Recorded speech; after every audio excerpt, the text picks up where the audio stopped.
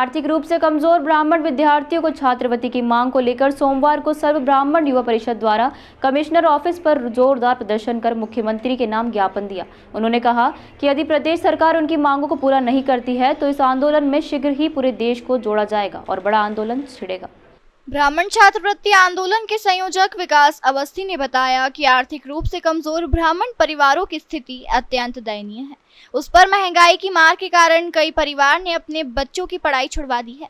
ब्राह्मण समाज के पदाधिकारी विकास अवस्थी ने आरोप लगाते हुए कहा कि सरकार जहां अनेक योजना चलाकर अनेक वर्गों को सहायता प्रदान कर रही है, लेकिन सरकार का गरीब ब्राह्मणों की ओर ध्यान नहीं है। इंदौर की सर्व ब्राह्मण युवा परिषद ने पूरे देश में ब्राह्मण छात्रवृत्ति आंदोलन चलाकर सरकार से समाज के कमजोर आर्थिक स्थिति वाले विद्यार्थियों को छात्रवृत्ति देने की मांग की, जिसकी शुरुआत आज संभागायुक्त कार्यालय पर प्रदर्शन और मुख्यमंत्री के नाम ज्ञापन देकर की। देखिए, आज से इंदौर के सर्व ब्राह्मण युवा परिषद ने ब्राह्मण समाज के आर्थिक रूप से कमजोर विद्यार्थियों के लिए ब्राह्मण छात्रवृत्ति आंदोलन का शंखनाद किया है और इस आंदोलन में हम पूरे प्रदेश को जोड़ेंगे।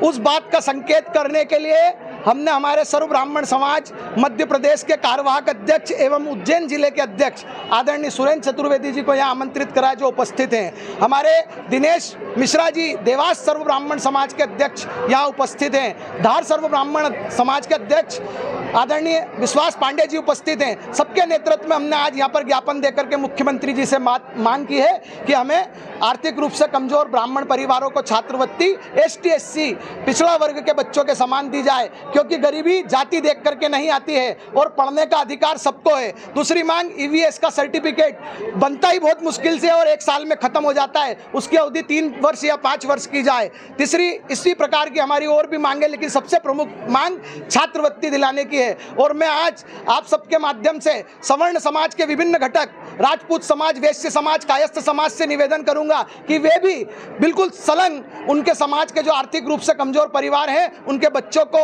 आरक्षण शासकीय सेवा से शासकीय मदद दिलाने के लिए आंदोलन शुरू करें, छात्रवृत्ति दिलाने के लिए मदद शुरू करें। और जब वे आंदोलन शुरू कर लेंगे तो हम निश्चित रूप से 1 महीने बाद इस ब्राह्मण छात्रवृत्ति आंदोलन का नाम बदल के सवर्ण छात्रवृत्ति आंदोलन कर देंगे। और मैं मुख्यमंत्री जी को चेताना चाहूंगा, वर्ष 2013 भी चुनावी वर्ष था। हमने आपसे परशुराम जयंती पर छुट्टी की मांग करी, अवकाश की मांग करी, आपने हमें मांग मंजूर करी, हमने आपको सत्ता दे दी। 2018 में भी हमारी कुछ मांग थी, आपने नहीं मांगी, हमने आपको सत्ता से बेदखल कर दिया। बाद में आदरणीय प्रधानमंत्री नरेंद्र मोदी जी ने 10% आरक्षण दिया, मोदी जी को सरकार ब्राह्मणों ने वापस दे दी। और अब वापस चुनावी वर्ष है, अगर 2023 में आर्थिक रूप से कमजोर ब्राह्मण विद्यार्थियों को छात्रवृत्ति देती है तो ब्राह्मण समाज का आशीर्वाद, वरदान इस सरकार के साथ रहेगा।